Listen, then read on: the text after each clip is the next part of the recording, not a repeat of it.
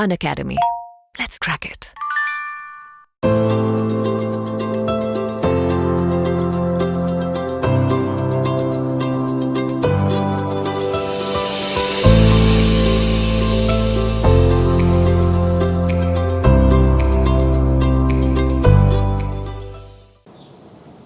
Good evening to the Honorable Board. Yes, please. Thank you, sir. So, Sukriti, how are you? I'm good. For how long have you been waiting? I'm here since 1:30. Yes, since 1:30, so it's almost like Had some tea, coffee? Yes. 2 hours. Okay. And what did you do in that much time? Pardon, sir? Apart from waiting, did you read anything or did you go through any cases? Yes, I read one of the cases and I talked to the other person waiting. Can you be a bit louder? Because Okay, sorry, sir. Sir, I read a case and I talked to the person who was waiting. okay. Yes, sir. Anything useful? So yes, sir, I had not gone through Article 370 earlier, the updates that are going to. So Good. It happens. हाँ, होता है कि लड़के निकल के आते हैं, जो बच्चे तो पूछते हैं कि क्या क्या पूछें, तो आपको मिल गया कि 370 को पूछा जा रहा है. no, sir. Actually, I had to go through it, but I was preparing other things at home, so I kept this for this time. Okay. So, Sukriti, as sir asked, what is the meaning of your name? Sir, the meaning of my name is beautiful creation. Beautiful creation. Yes, sir. Sukriti. Yes. Fair enough. Sukriti, in your form you have mentioned that you are a pass out of 2020. Yes, sir. You graduated in 2020 or your post graduation was done in 2020? Sir, my graduation in 2020. Okay, so it has been 3 years. Sir, I have done my LLM Okay. and I have completed it in 2022. Fair enough. And what was the area of specialization? So I have completed it from Allahabad University, and here we have to do general LLM with specialization in human rights. Human rights. Yes, sir. Okay, so you have studied UDHR and other such things. Yes, sir. Any, if you have studied UDHR, Universal Declaration of Yes, Human Rights, in which year did it come? Sir, in 1948. In 1948.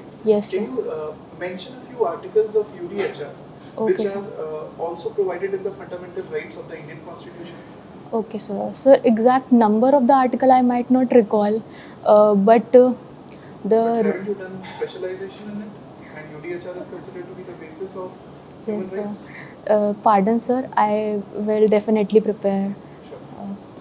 Sir, there is provision related to non-discrimination, equality, and freedom of speech and expression, and right to life. Okay, so Do remember this, right to life is provided in Article 3 of the UDHR. It is also provided in Constitution, Article 21. Okay, Plus, sir. Article 19 is common Yes, sir. in UDHR and in the Constitution of India. So, that is something that you can take care of. Okay. Apart from that, during your college days, you have written that you actually went for a moot court society. Yes, in our faculty there is a moot court society. So they take intra moot court competitions, and in that I got selected. Okay, so did you appear for any moot court competitions? Yes, sir. I had gone through one national moot court competition, but I could not go through the second stage of it. Achha. Did it not create any inclination towards litigation and practice, Allahabad being a hub of all the major advocates? Yes, sir. I initially I had some inclination in litigation, but after uh, like after introspecting my potential, I thought that I would do better in this profession. Okay, so in which would you think that your caliber would be best utilized? Judiciary. Yes, sir. That's your opinion. Yes, sir. And which asks for more effort, advocacy or judiciary? So almost equally, both. Almost equal. That means there is some differences in terms of the efforts that are being made by the judges and the advocate. Is that so? Pardon, sir, I cannot exactly comprehend your question. My question is that the way you answered this question, Yes. that it's almost the same. When Yes, a sir. judge puts his efforts and when an advocate puts their effort, Yes, it's sir. almost the same. Yes, sir. So who puts more? That's a simple question. According to you. Sir, according to me, an advocate goes through the case and he has to prepare his side of argument, and that is something which needs a lot of analysis and research, and to frame points for or against. That is also area of hard work, and the work of a judge is equally tough, because after hearing the for and against arguments, he has to form an opinion which will affect the parties, and in criminal cases the society at large. So Because both of these parameters are addressed, let me ask you a very simple current affairs based question. yes. Number one, have you heard about N. Vishakhamurthy? Are you aware who is he? No, sir, I am not aware. I will look upon it. Not at all. He is the first visually impaired advocate on record for Okay, sir. Supreme Court. Recently, he has cleared it in April 2023. Okay, And sir. who's the current Chief Justice of India? Sir, Mr. Honorable Justice D.Y. Chandrachud. Okay. And who's going to be the next Chief Justice? Sir, I have read it, but I cannot recall at this point. Sorry, Okay, sir. male or female? Sir, female, Honorable Justice B.V. Nagratna will become a Chief Justice, but according to my knowledge, she'll become in 2027. Okay. And Justice Chandrachud will retire around 24. Okay. So, sir, on that I will definitely research and. Okay. Sir. Fair enough. Now moving towards the criminal specialization. Sir. पहला सवाल था कि आपने favourite subject में Indian contract Right. Act लिखा हुआ है, क्या ये लिखना करेक्ट है? इसको बेहतर तरीके से लिख सकते थे? सर, कॉन्ट्रैक्ट लॉ लिख सकते थे. Indian contract act 1872 with year. Yes sir, yes sir. Charge के बारे में क्या जानते हैं आप? सर, चार्ज के बारे में ये जानते हैं कि सर, चार्ज एक स्पेसिफिक फॉर्मुलेशन होता है कि अक्यूज्ड को पता चल जाए कि उसके अगेंस्ट में क्या ऑफेंस ट्राई होने वाला है, तो उसको बेसिक नॉलेज दी जाती है, वो किस सेक्शन में चार्ज है, किस ऑफेंस से रिलेटेड चार्ज है. अगर उस ऑफेंस का नाम है तो वो देते हैं, और नाम नहीं है तो उसकी डेफिनेशन बताते हैं. अगर उसके अगेंस्ट में कोई प्रीवियस कन्विक्शन है तो उसके भी डेट और टाइम को स्पेसिफाई करते हैं चार्ज में. चार्ज सभी ट्रायल में बनाया जाता है? सर, समन्स ट्रायल में चार्ज का फॉर्मल फ्रेमिंग ऑफ चार्जेस नहीं होता है, उसमें सिर्फ उसको सब्सटैंशियली इन्फॉर्म कर दिया जाता है. ये रीज़न पर्टिकुलर ऐसा क्यों किया गया है?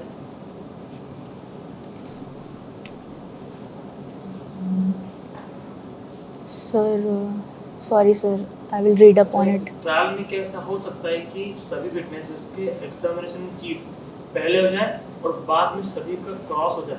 क्या ऐसी व्यवस्था है, या एज पर इंडियन एविडेंस एक व्यक्ति का पहले पूरा होगा फिर नेक्स्ट विटनेस आएगा? सर, हो सकता है सारे विटनेसेस का examination in chief. Under this section sir, CrPC में एग्जामिनेशन इन चीफ से रिलेटेड सेक्शंस हैं, लेकिन सर उसमें ऐसा स्पेसिफिकली नहीं लिखा है कि विटनेस मतलब one witness at a time का पूरा एग्जामिनेशन और क्रॉस एग्जामिनेशन होगा. इसलिए कर सकते हैं. सर, विटनेस फॉर प्रोसिक्यूशन से रिलेटेड पर्टिकुलर सेक्शंस हैं. इंडियन कॉन्स्टिट्यूशन के कौन से मूल आधार सीआरपीसी में इन्वॉल्व किए गए हैं? मतलब सीआरपीसी के अंदर कॉन्स्टिट्यूशन का मैंडेट कौन कौन से सेक्शन में नजर आता है? सीआरपीसी का मैंडेट कॉन्स्टिट्यूशन में. कॉन्स्टिट्यूशन का mandate कॉन्स्टिट्यूशन का मैंडेट सीआरपीसी में. सर, अभी जो मुझे याद आ रहा है, एक तो आर्टिकल 20 क्लॉज 2 जो सीआरपीसी के सेक्शन 300 में है, Okay. और सर आर्टिकल 20 क्लॉज 3 भी है सीआरपीसी के सेक्शन 161 से रिलेटेड है, और सर सेक्शन 22 आर्टिकल 22 भी CRPC के सेक्शंस 50 और 75 एंड 303 और 4 I can not recall the exact section. क्या है? सर 161 आर्टिकल प्रोवाइड करता है कि पुलिस ऑफिसर स्टेटमेंट रिकॉर्ड करने के लिए कॉल कर सकते हैं कोई भी पर्सन्स जो कि ऑफेंस को विटनेस किए हों, और अक्यूज्ड को भी वो कॉल कर सकते हैं स्टेटमेंट रिकॉर्ड करने के लिए। Regarding of his Yes, statement, sir. that is 161 CRPC. Yes, sir. 167 क्या है? पहले आप 167 बता रही थी। Have changed it to 161. Yes sir. Sir 167 relate करता है कि अगर इन्वेस्टिगेशन 24 आवर्स में कंप्लीट नहीं हुई है तो सर वहाँ पे मजिस्ट्रेट के पास ले जाना पड़ता है अक्यूज्ड को और केस डायरी को, और फिर मजिस्ट्रेट वो केस डायरी देख करके डिसाइड करता है कि उसे पुलिस कस्टडी देनी है कि जुडिशियल कस्टडी देनी है। तो आपने जो क्वेश्चन किया था यस सर। कॉन्स्टिट्यूशन से रिलेटेड, यस कॉन्स्टिट्यूशन से रिलेटेड 167 है या 161? सर, दोनों हैं सर। अभी मुझे वो रिकॉल नहीं हुआ था, सॉरी सर। पुलिस कस्टडी कितने दिन की मैक्सिमम हो सकती है? सर फर्स्ट 15 डेज़ की मैक्सिमम पुलिस कस्टडी दी जा सकती है। इवन आफ्टर 15 डेज अगर पुलिस को लगता है कि इंट्रोगेशन विल हेल्प, देन क्या होगा? Sir on that part I am not much aware, but I will definitely look upon it. मुझे बताइए, आप सिटिंग जज है, आपके सामने कंप्लेन आती है कि एक व्यक्ति हमारा परिचित है और वो पुलिस ने उसको कस्टडी में ले रखा है, कई दिन हो गए, 5, 7, 8, 10 दिन हो चुके हैं। बीइंग अ मजिस्ट्रेट आप कुछ कर सकते हैं या इसके लिए सॉल्यूशन केवल high court, supreme court he? Sorry sir, can you please repeat the question? आप एक मजिस्ट्रेट है, Yes. आपके सामने कंप्लेन आती है कि हमारा XYZ परिचित व्यक्ति है, कोई भी व्यक्ति पुलिस की कस्टडी में कई दिनों से है, Yes sir. Without the permission sanction of magistrate. आप किस तरीके से अपनी पावर का इस्तेमाल करते हुए न्याय कर सकते हैं? सर एक तो वो अरेस्ट जो है वो इलीगल हो जाएगी, और जो पुलिस ऑफिसर है उसके अगेंस्ट में हम लोग IPC में एक्शन ले सकते हैं। सर एग्जैक्ट सेक्शन मुझे रिकॉल नहीं हो रहा है, बट 170s के अराउंड समथिंग ऐसा कुछ है कि अगर वारंट इशू कर सकते हैं क्या इसमें? किसी भी व्यक्ति को कि जाओ छुड़ा आपको दिया पूछा जा रहा है as a magistrate, yes sir, जो sitting as a magistrate, yes sir. तो क्या एक्शन किसी ने एप्लीकेशन दिया आपके? इलाहाबाद में अक्सर ये चल रहा है यस सर। एट प्रेजेंट जो है ना, many application have been moved before decision. Okay sir. वर्तमान पेपर में अगर देखती होंगे तो ये हो रहा है। सर वो जो रिलेटिव आए हैं उनके, वो रिट ऑफ हेबियस कॉर्पस के अगर अंडर में आए हैं तो वो इशू कर सकते हैं। तो आप Habeas- मजिस्ट्रेट हैं और आपके सामने हेबियस कॉर्पस की रिट आ जाएगी? हेबियस का no sir, sorry sir, sorry sir sir, आपने क्लियर कर दिया। Sorry sir. सेक्शन 97 कुछ कहता है क्या इस बारे में? यस सर, सेक्शन 97 में ये प्रोविज़न है। सॉरी सर, वो मैं कनेक्ट नहीं कर पाई थी, बट ये प्रोविज़न है कि वो। आपने बेलेबल वारंट सुना है? Yes sir. कहाँ पर है CRPC?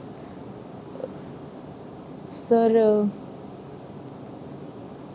बेलेबल वारंट्स सेक्शन 86 और 87। वारंट कहाँ पे है? सर वारंट है सेक्शन 70 से स्टार्ट है। अच्छा, और वारंट कैसा, किस प्रकार का हो सकता है जब मैजिस्ट्रेट इशू करेगा उसको? सर वारंट सर बेलेबल और नॉन बेलेबल हो सकता है। बेलेबल और नॉन बेलेबल हो सकता है। तो नॉन बेलेबल वारंट अगर है तो ठीक है, हमें समझ में आता है। बेलेबल वारंट के लिए क्या बताया कि क्या स्पेसिफिक कैटेगरीज होनी चाहिए जिससे हमें पता चलेगा कि ये बेलेबल वारंट है? सर उसमें ये होता है कि सिक्योरिटी लेकर के उनको कोर्ट के सामने अपीयर होने के लिए छोड़ सकते हैं। आई थिंक कि वो सेक्शन 71 है CRPC का। Yes, yes.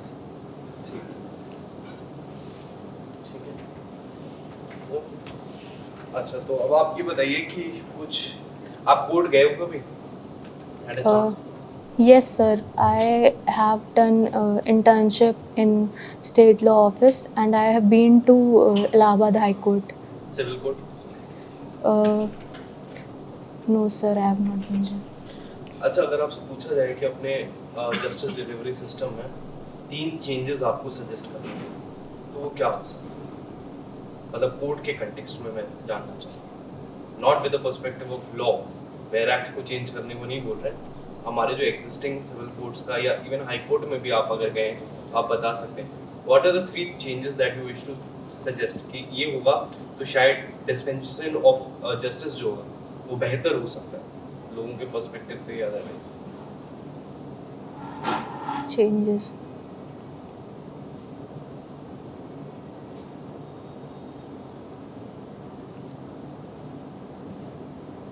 Sorry, sir, I कोई cannot. बात नहीं, इसी बारे में सोचिएगा Yes, कि sir. आप जज बनेंगे तो।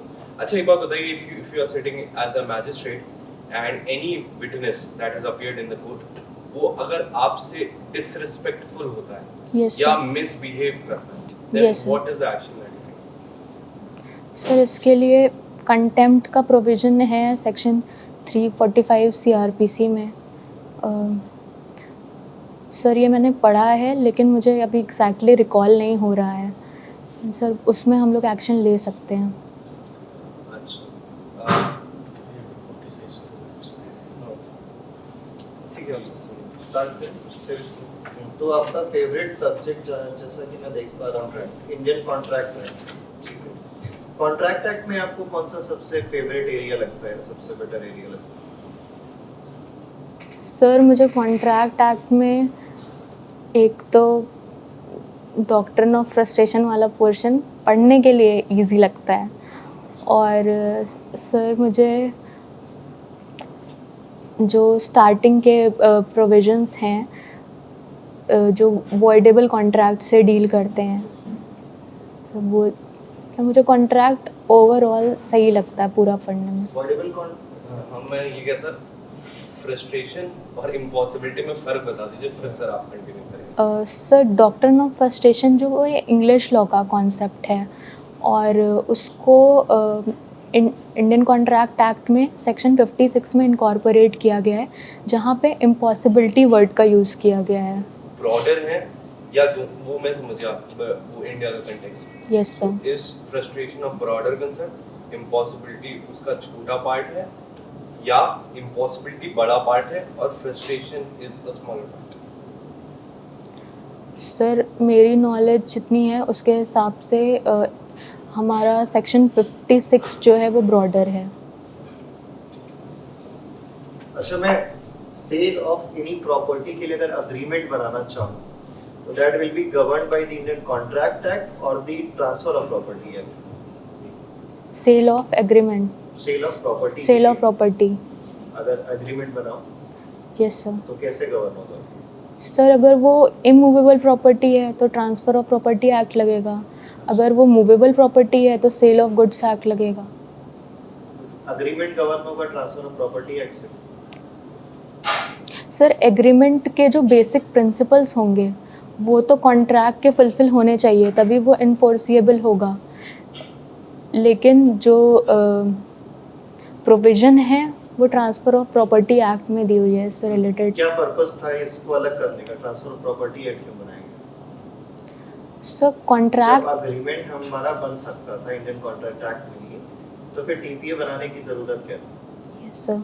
सर, कॉन्ट्रैक्ट एक्ट है वो एग्जॉस्टिव नहीं है, उसमें बेसिक प्रिंसिपल्स दिए गए हैं जो लीगैलिटी और इन्फोर्सिएबिलिटी के लिए मैंडेटरी हैं। बाकी पार्टीज़ फ्री होती हैं अपना कॉन्ट्रैक्ट खुद उसके टर्म्स डिसाइड करने के लिए, बस कॉन्ट्रैक्ट एक्ट के जो बेसिक प्रोविजंस हैं वो वॉयलेट नहीं होने चाहिए, मतलब वो वॉइड या वॉइडेबल नहीं होने चाहिए।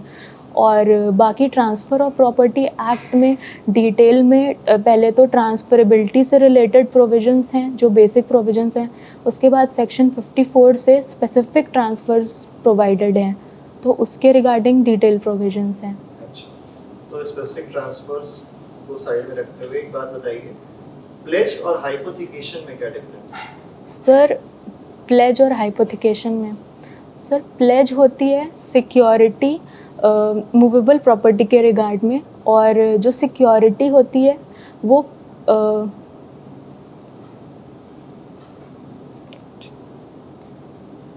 प्लेजी sir give me one minute.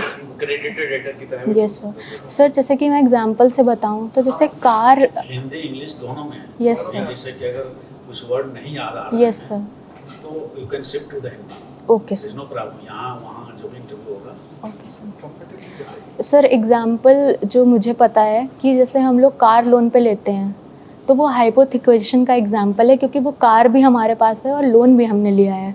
लेकिन जब हम लोग जैसे कि कोई और सिक्योरिटी, जैसे कि मॉर्गेज है, तो वैसे मूवेबल प्रॉपर्टी में सिक्योरिटी जो है वो अदर पार्टी के पास है। और गोल्ड लोन हो सकता है। Pardon sir? Gold loan sir हो सकता है। गोल्ड लोन क्या होगा? प्लेज या हाइपोथिकेशन? सर प्लेज, आप पूछ रहे हैं, बता रहे हैं? Sir I am not sure. अच्छा, आपने कोई कार परचेज करी लोन पर, यस सर। 7 साल का लोन है, 3 साल बाद तो आपको देना ही नहीं पैसा, एज पर लिमिटेशन एक्ट। जो केस का समय होगा वो तो खत्म हो जाएगा। 3 साल तक केस कर सकते हैं कार परचेज के बाद। 3 साल बाद तो अपर केस नहीं कर सकते एज पर लिमिटेशन एक्ट का पार्ट। देन सर केस तो ब्रीच के बाद स्टार्ट होगा। तो आपने पैसा लिया उस दिन, आपको पैसा जमा करना है। 3 साल बाद आप मत दीजिए, 3 साल तक दे दीजिए, 3 साल बाद मत दीजिए। लिमिटेशन लॉ में कहीं है इसके बारे में कुछ? सर लिमिटेशन लॉ मैंने पहले पढ़ा है, लेकिन अभी मुझे रिकॉल नहीं हो रहा है। यूपी की प्रिपरेशन के टाइम पे नहीं पढ़ा है। आप सही बता रहे थे, ब्रीच के बाद ही जो है लिमिटेशन स्टार्ट काउंटेड, सही जा रही थी। मीडिएशन सेंटर में आर्बिट्रेशन के बारे में भी पढ़ा था कुछ। सर मीडिएशन सेंटर में जो हम लोगों ने प्रोसीडिंग्स विटनेस करी थी पहले। मीडिएशन प्रोसीडिंग से। यस सर, पहले दिन एक क्लास हुई थी जिसमें थोड़े बेसिक कॉन्सेप्ट्स उन्होंने पढ़ाए थे। उसके बाद फिर हम लोगों की प्रोसीडिंग्स ही विटनेस करनी होती थी हमें। कौन से सेक्शन में है ये एडीआर सीपीसी में? सर सेक्शन 89 सीपीसी में है, और ऑर्डर 10 रूल 1A से ये मैंडेटरी है या डायरेक्टरी है? सब मैंडेटरी है। ओके, फिर इसके बाद भी इम्प्लीमेंटेशन क्यों नहीं हो पा रहा भारत के अंदर?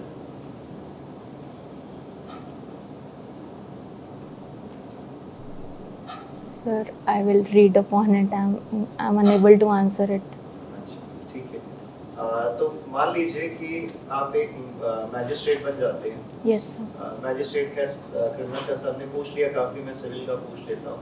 तो मान लीजिए आप सिविल जज का चार्ज है आपके पास, और एज अ सिविल जज आप जो है एक सूट के अंदर इश्यूज फ्रेम कर रहे हैं, और इश्यूज फ्रेम करने के बाद जो एक व्यक्ति आता है वो कहता है कि साहब हमें ये इश्यूज जो है हटवाने हैं, ये इश्यूज नहीं आपको फ्रेम करने चाहिए। और इसके अलावा इस चीज़ से रिलेटेड बताइए उस व्यक्ति के पास क्या क्या रेमेडीज है जो सीपीसी प्रोवाइड करता है? सर सीपीसी में जितना मुझे पता है इससे रिलेटेड 2 रेमेडीज़ हैं, एक वॉलेंट्री अमेंडमेंट का और एक मैंडेटरी अमेंडमेंट का, ऑर्डर 6 रूल 16 और 17 में। ये इश्यूज के अमेंडमेंट के बारे में बात करते रीडिंग्स का बता रहा हूँ। Sorry sir, sorry sir. हैं। इश्यूज अमेंड किए जा सकते हैं? यस सर, ये सॉरी सर, वो ऑर्डर 14 में रूल 5 में दिया हुआ है कि इशूज़ अमेंड हो सकते हैं। अच्छा, और नहीं अगर किए जाए इश्यूज अमेंड तो क्या होगा? सर फिर वो डिपेंड करता है कि उससे फेलियर ऑफ जस्टिस हो रहा है कि नहीं। अच्छा, इसमें रेमेडी क्या मिलेगी और इसके अगेंस्ट में रेमेडी में क्या लेकर के जा सकते हैं? अपील, रिवीजन, रिव्यू या रेफरेंस? सर अगर इश्यूज़ नहीं हुआ है हायर कोर्ट में कौन सा रेमेडी आपको उपलब्ध है? Sir,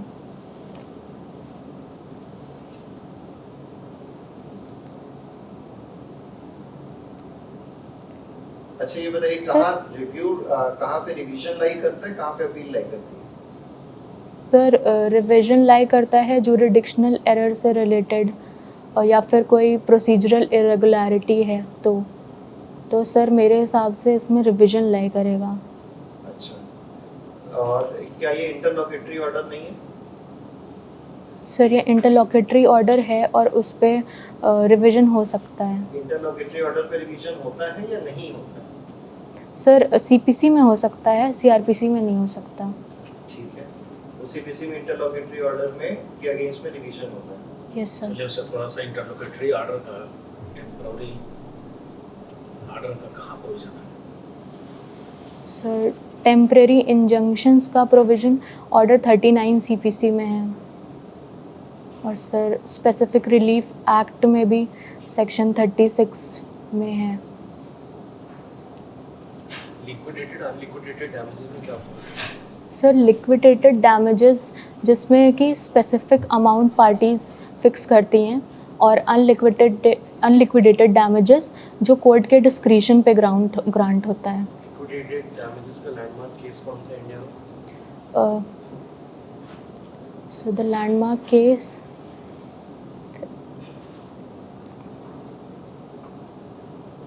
sir I M unable to recall it, but I have read the case and the facts of the case also. Deemed decree और ऑर्डर में क्या फर्क है? सर डीम्ड डिक्री और ऑर्डर में sir deemed decree created by legal fiction है जो कि सेक्शन दिया हुआ है कि जैसे कि रेस्टिट्यूशन सेक्शन 144 में और जो रिजेक्शन ऑफ प्लेंट होता है उसको डीम्ड डिक्री मानते हैं। सर सर डिक्री और ऑर्डर में तो डिफरेंस ये होता है कि डीम्ड डिक्री और ऑर्डर सर वो राइट्स एजुडिकेट करती है पार्टी की कंक्लूसिवली और ऑर्डर प्रोसीजरल उससे रिलेटेड होते हैं, प्रोसीजरल मैटर से। एक सूट के अंदर क्या 2 फाइनल डिग्रीज हो सकती हैं? यस सर हो सकती हैं। इलस्ट्रेशन दे करके समझाएंगे। सर जैसे कि पोजेशन से रिलेटेड कोई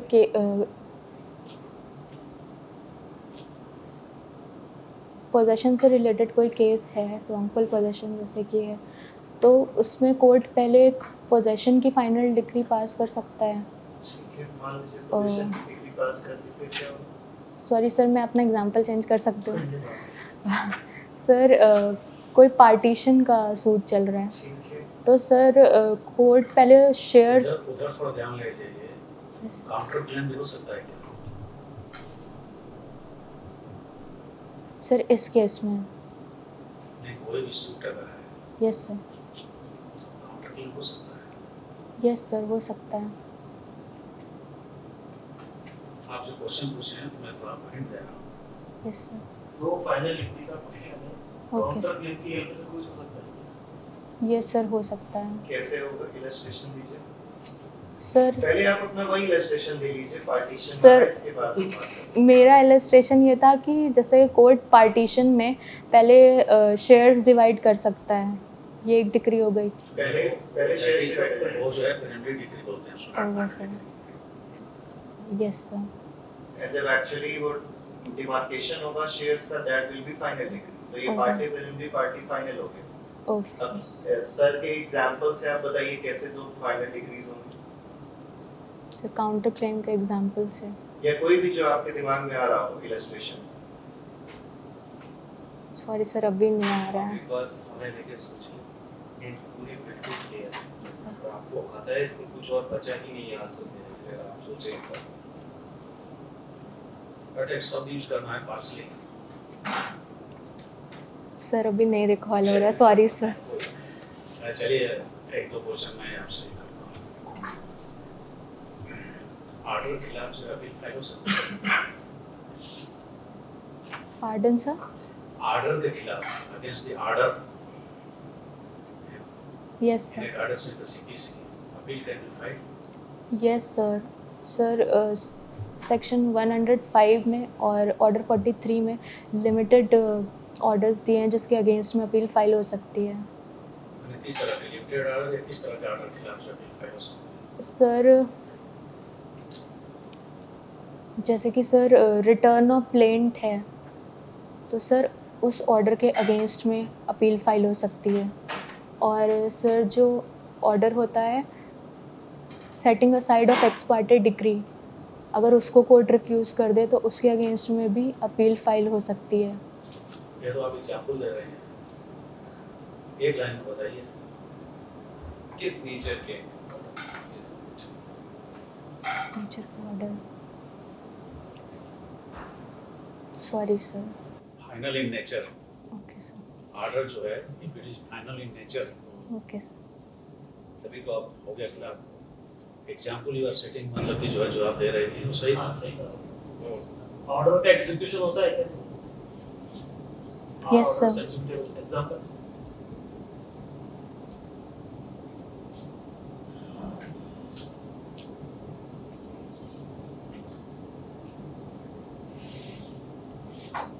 एक्सक्यूशन कहाँ दिया हुआ है? सर एग्जीक्यूशन सेक्शन 36 ऑनवर्ड्स दिया है और ऑर्डर 21 में दिया है। कुछ सिंपल सवाल आपसे पूछता हूँ सब। क्या सब्रोगेशन का कॉन्सेप्ट जानते हैं? Yes sir. सब्रोगेशन दो अलग-अलग स्टैट्यूट्स में प्रोवाइडेड है, एक इंडियन कॉन्ट्रैक्ट एक्ट और एक transfer of property act. Yes दोनों सर। में कहाँ-कहाँ है और किस-किस बारे में? Sir transfer of property act में तो सेक्शन 92 में है, मॉर्टगेज के रिलेशन में सब्रोगेशन प्रोवाइडेड है। और सर कॉन्ट्रैक्ट्स में आपका फेवरेट सब्जेक्ट? यस सर, मेरा फेवरेट सब्जेक्ट है लेकिन अभी मुझे रिकॉल नहीं हो रहा है। Sorry sir. ठीक है। क्या है, what is it? Can you think about it? Sir subrogation का जो मैं डिफाइन अगर करूँ तो वो ये होता है कि stepping into the shoes of another, जैसे कि सब्सीक्वेंट मॉर्टगेजी ने अगर पेमेंट कर दिया है तो वो फिर प्रेफर होगा प्रायर मॉर्टगेजी के अगेंस्ट में। करेक्ट। सेक्शन 91 और section 92 of transfer of property act का क्या रिलेशन है? Sorry sir, I am not able to recall. क्या गारंटी में सब्रोगेशन होता है?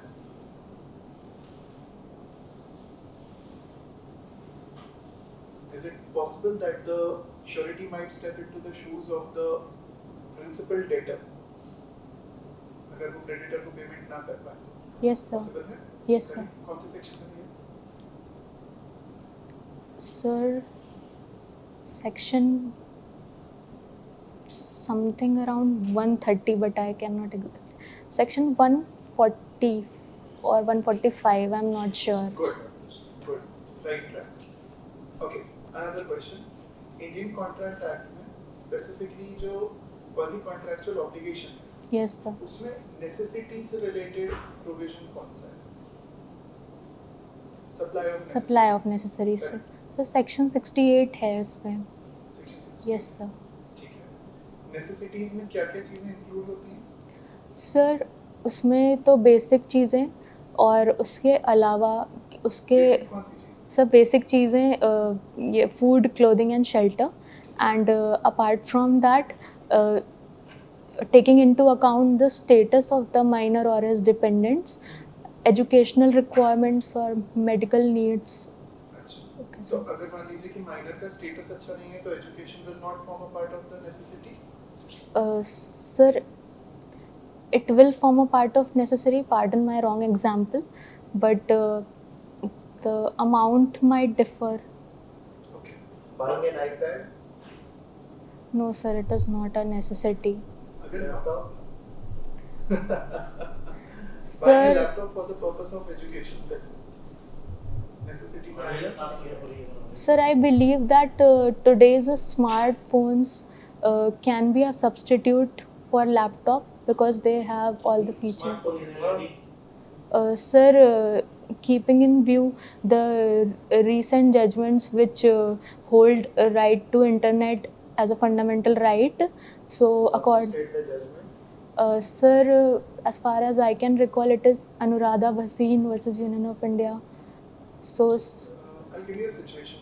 yes sir. Let's say for example कि आप एक बर्ड लवर हैं Yes sir. और आपने बहुत सारी स्पैरोज पाल रखी हैं, Yes sir. चिड़िया आपने वो पाल रखी हैं, तकरीबन 100 चिड़िया आपके पास है, स्पैरोज हैं। अब वो स्पैरोज जब आपने पाल रखी है, आपके बगल के अपार्टमेंट में या बगल वाले घर में रहने के लिए आता है एक gamer. Now you understand who is a gamer आज की करंट सोसाइटी में Online games. Online game Yes, sir. Exactly. अब उस ऑनलाइन गेमर ने क्या किया है, अपने घर पे राउटर लगा रखा है और उसने मॉडेम वगैरह सेट कर रखा है, broadband wifi connection, proper high speed उसने सेट कर रखा है, प्रॉपर एक प्रोफेशनल गेमर है। Yes sir. उसके आने के बाद से आपको ये ऐसा महसूस हुआ, ये आपने महसूस किया कि आपके जो स्पैरोज हैं वो बहुत अनकंफर्टेबल रहने लगे because of obvious reasons, and फिर आपने कुछ समय बाद नोटिस किया कि आपके स्पैरोज जो हैं उनकी डेथ हो रही है। Yes sir. आप कोई एक्शन ले सकते हैं क्या उस व्यक्ति के अगेंस्ट? क्या उसका इंटरनेट बंद करवा सकते हैं? गेमर है, उसका इंटरनेट बंद करवा सकते हैं?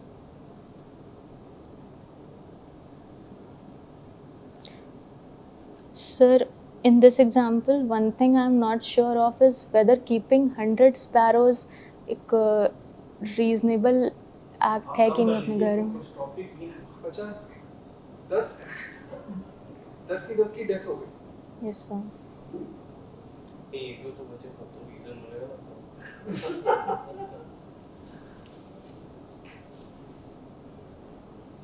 Well, you have already given the answer to the question. Yes, sir. Anuradha Bhasin का केस यही है। Yes, The sir. right to internet has been considered as an implicit element of Article 21. So Sir, इस question का answer यही है। Sir उस पर reasonable restrictions नहीं हो सकते हैं। Reasonable restrictions बिल्कुल हो सकते हैं, लेकिन इंटरनेट फैसिलिटी को आप किसी की कम डाउन नहीं कर सकते, बंद नहीं करवा सकते। Okay अगर sir. वो गेमर ही करे तो मेक Okay, श्योर sir. करिए कि जो भी आपका आंसर है उस आंसर को अगर फैक्चुअली में पूछा जाए तो you have to have a proper backing. Okay, sir. Stand लेना पड़ेगा कि हाँ मैंने ये आंसर दिया है। Okay sir. Sir Additional evidence can be filed in the will. Sir,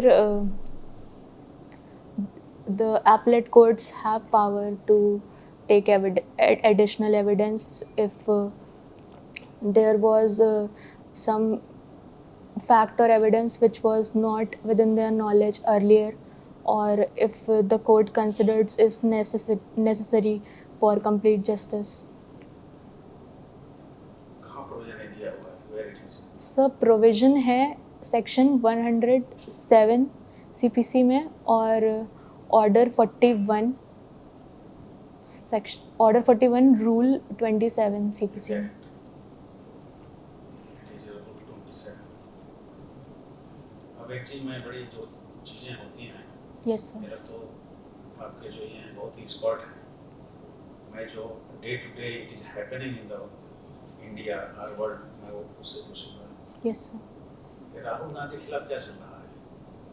sir Rahul Gandhi के खिलाफ 2019 में उन्होंने एक रैली में स्टेटमेंट दी थी, एक पर्टिकुलर कम्युनिटी के अगेंस्ट में रिमार्क किया था, तो उस कम्युनिटी के एक पर्सन ने उसको एज अ डिफेमेशन उन पे चार्ज लाया था और ट्रायल कोर्ट ने उन्हें गिल्टी होल्ड किया था और उन्हें मैक्सिमम सेंटेंस चलिए यहाँ अवॉर्ड पे किया बताओ। था। Defamation can be filed anywhere.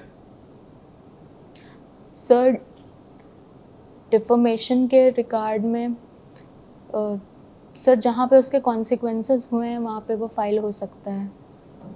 Sir जैसे कि रैली अगर आपके हिसाब से being a magistrate, yes sir. अगर आपके सामने ये आया होता case of defamation, yes sir.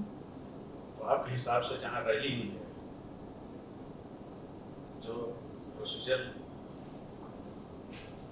CrPC में जो प्रावधान दिया हुआ है, यस सर। तो आपके हिसाब से क्या वो मेंटेनेबल नहीं था? सर मेंटेनेबल होगा सर, क्योंकि रैलीज़ जो है वो टेलीविज़न पे और इंटरनेट पे ब्रॉडकास्ट भी होती हैं, तो सर उसके कॉन्सिक्वेंसेस अदर प्लेसेस पे भी हो सकते हैं। तो क्या ये जो है आपके हिसाब से कम्युनिकेशन जहाँ कम्युनिकेट हुआ, यस सर। दैट पार्टी मतलब वो वहाँ भी जहाँ कम्युनिकेशन रिसीव कर रहा है वहाँ भी क्रिमिनल केस दाखिल कर सकता है?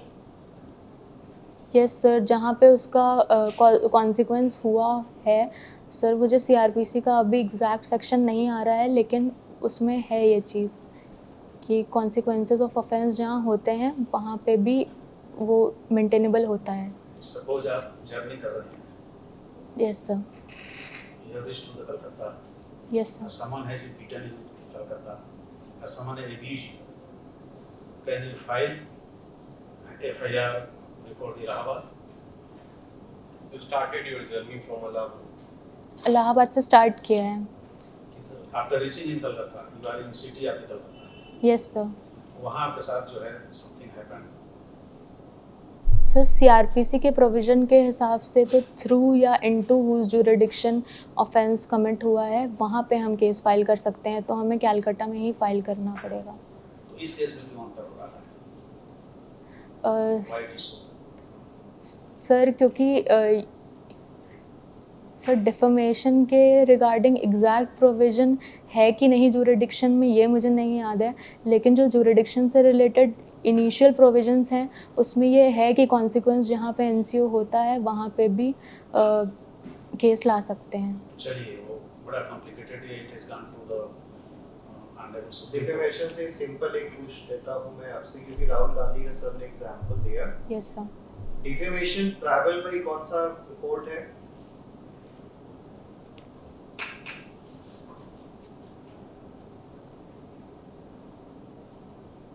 मैजिस्ट्रेट ट्रैवल है, court of session triable? Sir as far as I can recall magistrate triable है. कौन से डिफेमेशन से जो triable exclusively triable by court of session?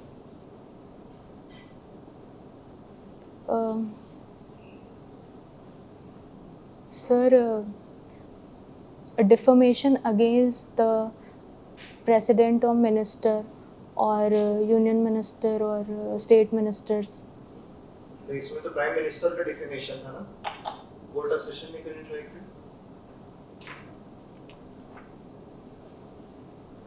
Sir section 199 of CRPC में एक प्रोविज़न ये भी है कि जो पेटिशनर है उस वो चाहे तो वो मैजिस्ट्रेट के पास भी लेके जा सकता है केस. 199 में ऐसा प्रोविजन? Yes sir. उसका लास्ट क्लॉज जो है. क्या है सर? सर मुझे अभी एग्जैक्ट रिकॉल नहीं हो रहा है, लेकिन ये मैंने उसमें रीड किया था CRPC में. करेक्ट आंसर ये था आपका कि the stigmatization has been not filed by the prime minister. Okay sir. इस तरह की चीजें स्लिप होंगी. Yes sir. It has filed by some other yes sir. person. It is not prime वो minister. प्राइम मिनिस्टर के defamation के लिए नहीं Exactly. वो अपने defamation yes. For that community हो गया है. अदरवाइज मिनिस्टर्स और गवर्नर्स, लेफ्टिनेंट गवर्नर्स, प्रेसिडेंट, ये सारी के डिफेमेशन के लिए it is exclusively triable by court of session and cognizance to directly court of session ले सकता है यहाँ. ये तो 193 का एक्सेप्शन ही है 199(2) के अंदर. Okay sir. ठीक है. That's all. अब फीडबैक कर लेते हैं. आपको थोड़ा सा एक तो वॉल्यूम बढ़ाना पड़ेगा पहले, ठीक है? Okay sir. थोड़ा सा एनर्जी करके खाना वाना खा के बढ़िया से आराम सर से. Actually I am not well, my throat is etching so. possibly we could sense that. Yes sir. But ये वॉइस तो थोड़ा प्रॉब्लम क्रिएट करेगी. हम नहीं चाहते कि आपके और Sure, जजेस के कम्युनिकेशन में कोई भी हिंड्रेंस है. श्योर तो उसके सर. लिए जो भी चीजें थोड़ा सा मूवमेंट को भी रिस्ट्रिक्ट है. आप बोलते समय ऐसे घूमने लगते हो थोड़ा थोड़ा. मतलब दिस लुक्स मतलब Okay, sir. Odd from our side. Okay sir. ठीक है. नॉलेज ऑफ लॉ में थोड़ा काम अभी और करने की जरूरत है. Okay sir. आपको बेसिक सेक्शंस अगर ज्यूरिसडिक्शन के नहीं याद आ रहे हैं तो दिस इज प्रॉब्लमेटिक थोड़ा. Okay. माने you know the law, that is no problem. Majority of the answers were up to the mark. But if you are slipping on the major sections, that is a problem. उस पे भी आप एक बार अच्छा revision. कब है आपका interview? Sir 23rd. You have time. Yes. तो आपके जो मेजर लॉज है CRPC, CPC, contract, TPA, constitution, इसको थोड़ा सा एक बार दोबारा से गो थ्रू कर दीजिए. Okay sir. ठीक है. उसकी और ये भी कि आपको क्या होता है कि जब क्वेश्चन आता है तो हमें पता होता है कि हमें इसका आंसर आता है या नहीं आता है. अगर नहीं आता है तो हमें टाइम वेस्ट नहीं करना है. Okay sir. क्योंकि हम अगर कोशिश कर रहे हैं तो दिखा रहे हैं कि ट्राई कर रहे हैं, रिकॉल नहीं कर पा रहे, तो क्लैरिटी दिख जाती है सामने वाले बोर्ड को भी कि आप कर पाओगे नहीं कर पाओगे. Okay sir. तो सॉरी बोलने में, स्माइल देके सॉरी बोलने में नहीं आता है कोई दिक्कत नहीं है ना. जो आता Yes. है आपने तो उसको बोलना कॉन्फिडेंटली. Okay sir. आपको जो चीज आती है क्या होता है कि उसके बाद आप घबराते हो उन चीजों पर भी जो आपको आता है. एटलीस्ट उस पार्ट को तो हमें अच्छा करना ही है ना. यस. लूज बॉल पे तो आपको शॉट मारना ही है ना. तो उसका ध्यान रखना है. और एक चीज और, जैसे आपने बोला ना I'll get back, read about it, that is a good answer, but वो मल्टीपल टाइम्स नहीं होना चाहिए. Okay sir. वो फिर लगने लगता है कि ये तो तैयारी करके आए हैं कि हर चीज में ये बोला है, घर जाके पढ़ लेंगे. मतलब एक बार चलेगा, मैक्सिमम 2 बार चल जाएगा। आपने 3 से 4 बार, डेफिनेटली एवरीबॉडी नोज कि अगर वो सीख रहा है, अगर आप इसी बार सेलेक्ट हो जाते हो, आप एकेडमी में जाते हो, तब भी आपने पढ़ना ही पड़ेगा। Yes sir. तो पढ़ना तो सभी को पड़ेगा ultimately, but use it as less as possible. Okay sir. That is okay, that is good, that is right, but repetition not. Okay sir. क्योंकि जब आप एक्चुअल इंटरव्यू फेस करेंगे, वहां पे जाकर के आप ये कहेंगे कि okay sir, I read about it, that won't be considered as a very correct or good answer, because this is the point where you are appearing.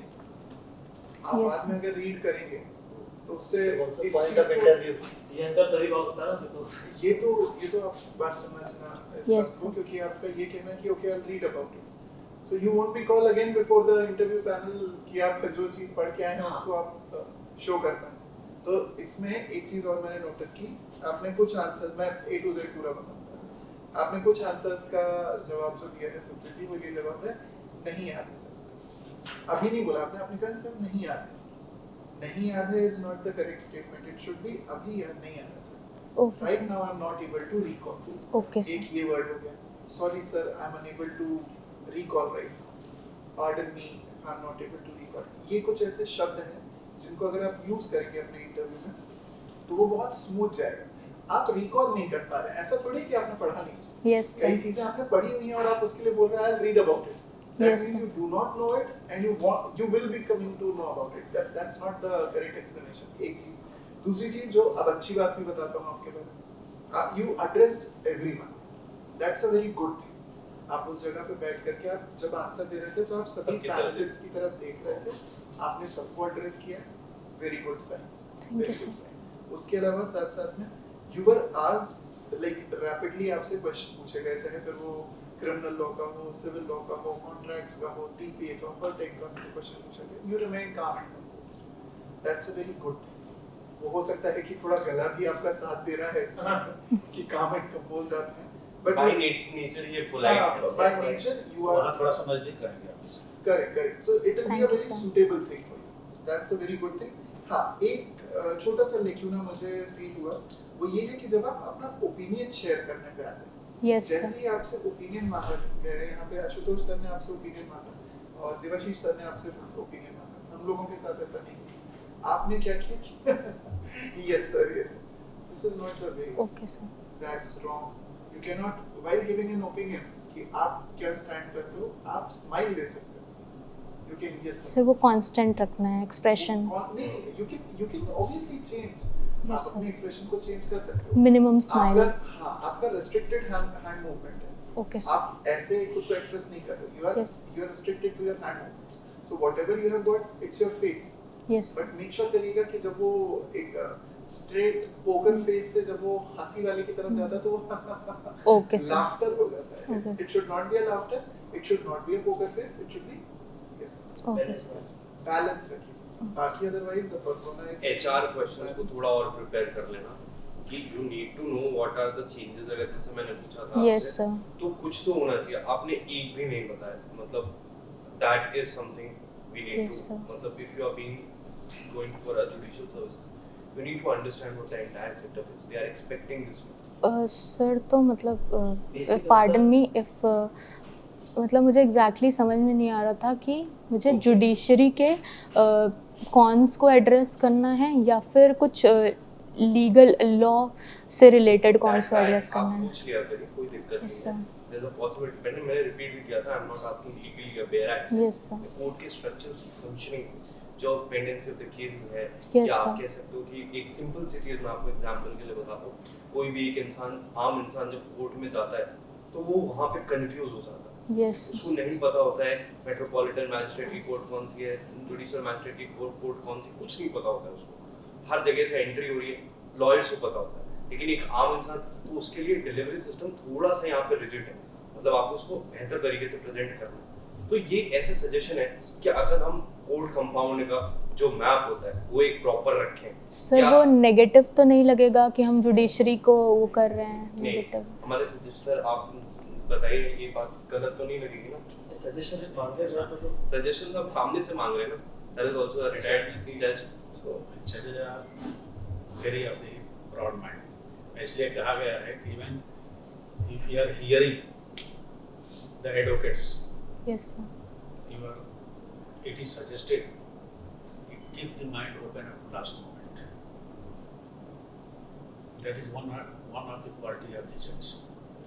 और आप सब मांग ही रहे हैं ना कि व्हाट आर योर चेंजेस, आपको क्या, आप इसमें आप ये समझो, अगर आप ये कहते हो कोई चेंज नहीं चाहिए, सब कुछ अच्छा है, तो वो और ज्यादा गलत लगेगा। Yes, sir. कि आप मतलब इस चीज को भी ओपन नहीं हो कि आप गलत चीज को भी बोल सको। तो वी आर नॉट सेइंग कि सब कुछ गलत है, ये सब नहीं बोल रहे हैं, but basic changes, fundamental changes हम सजेस्ट करते हैं। Sir, I will prepare this You are question. working for betterment of society and our nation. इसलिए जो ओपिनियन दी जाती है, वो ओपिनियन जो है कभी जो है कोई जज नहीं बुरा मानेगा।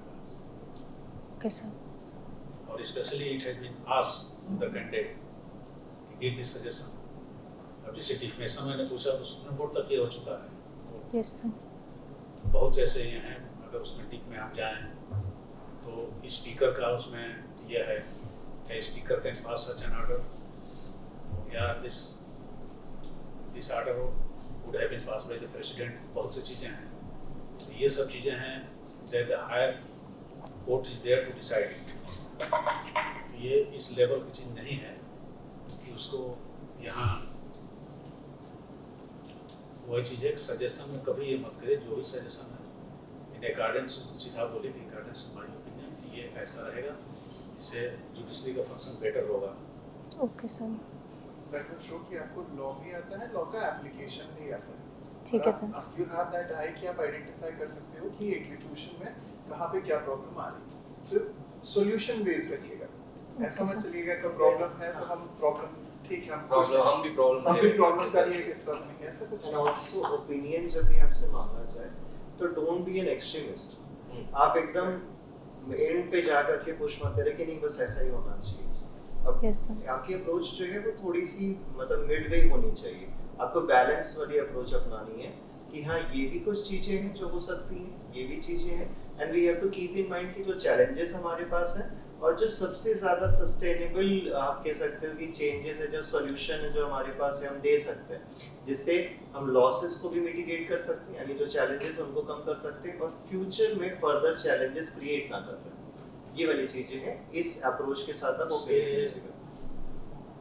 Every month there is a monthly meeting taken by the decisions, और उसमें जो है सबसे सजेशन पूछा जाता है। Should not afraid of that. उसके बाद जो है जो वंस एडमिनिस्ट्रेटिव जज is visiting to the district, administrative जज is also asking any suggestion, any problem. Okay, sir. ठीक है, बाकी और कोई सजेशन? ठीक है, चलो all the very best. Thank थोड़ा you, सा sir. लाउड रहना है, थोड़ा सा, बस Okay, ये सब अच्छा है। हाँ चिल्लाना नहीं है, थोड़ा सा लाउड रहना है। कॉन्फ्लिक्ट देखो आपके साथ भी ये हो सकता है, लेकिन हम लोग यहाँ पे पोलाइट थे क्योंकि हम किसी को भी वो नहीं करना चाहते, प्रेशर नहीं डालना चाहते। ऐसी परिस्थिति आ सकती है कि वहाँ भले ही आप पोलाइट हैं, आप काम हैं, वो अग्रेसिव हो सकता है, और अगर जैसे ही आपका छूटा कोई भी आंसर तो तुरंत बोल दें क्या पढ़ के आए हो आप, लॉ कहाँ से किया है आपने, आपको कुछ आ ही नहीं रहा है। There is a possibility to test your patience, you have to be calm. उस समय ये नहीं सोचना है कि ये मेरा इंटरव्यू कहाँ जा रहा है, दे आर जस्ट टेस्टिंग कि कल को आपका जो नेचर है, आप इनहेरेंटली पोलाइट हो, तो कल को कोई एडवोकेट होते हैं, कोई कुछ होता है, कोई स्ट्राइक है, कुछ है, तो आप कैसे चीजों को डील करोगे, that is what they are testing. Keep that in mind, don't get persuaded, ठीक है? All the best. बाकी you, will sir. Be waiting for your call. Thank you, sir. All the very best.